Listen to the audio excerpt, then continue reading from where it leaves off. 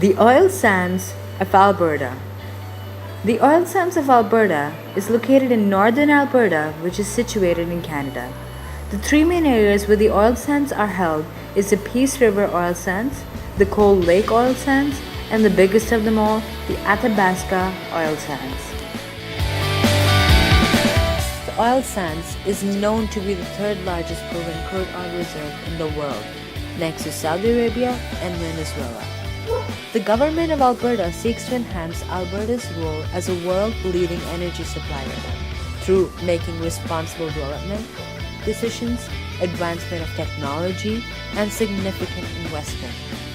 New projects are being added every year.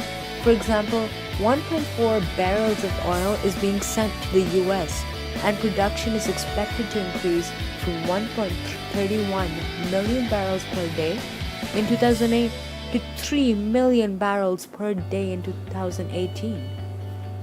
How it works. How the crude oil gets out from its place is shown in the picture. As you can see from this picture, the injector well takes the boiling water and goes deep underground, which then heats the bitumen and falls into the trail to reach the surface, which includes the mix of oil and water, which then comes out of the producer. The impact oil sands have on water consumption. Oil sand production requires an extremely large quantity of water. In general, it takes about 2 to 4.5 barrels of water, most of which is withdrawn through the Athabasca River to produce 1 barrel of oil. While much of this water is recycled and used many times over, the oil sand uses more water per year than the entire city of Calgary.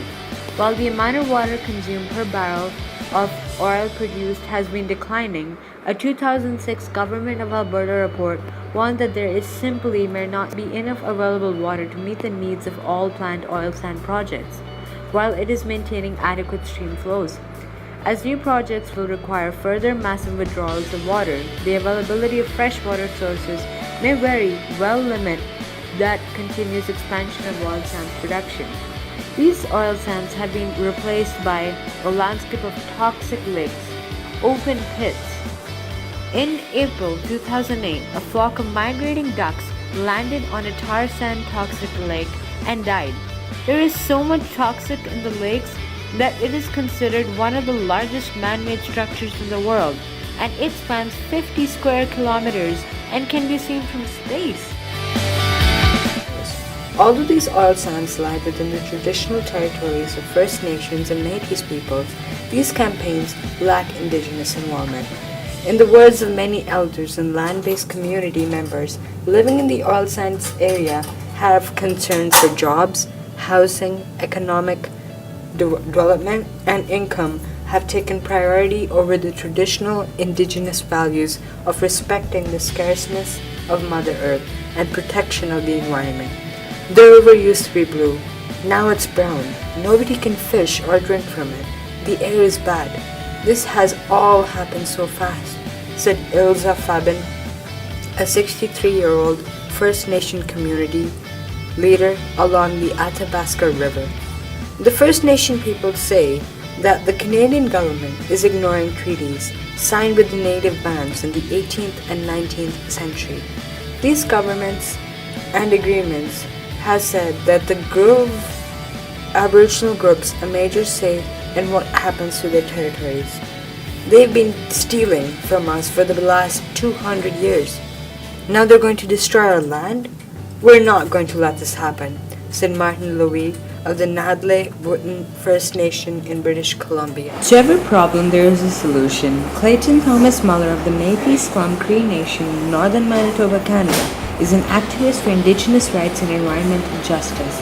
He has worked across Canada, Alaska, and lower 48 states with grassroots Indigenous communities to defend their inherent treaty and environmental rights against unsustainable energy development and transnational energy corporations.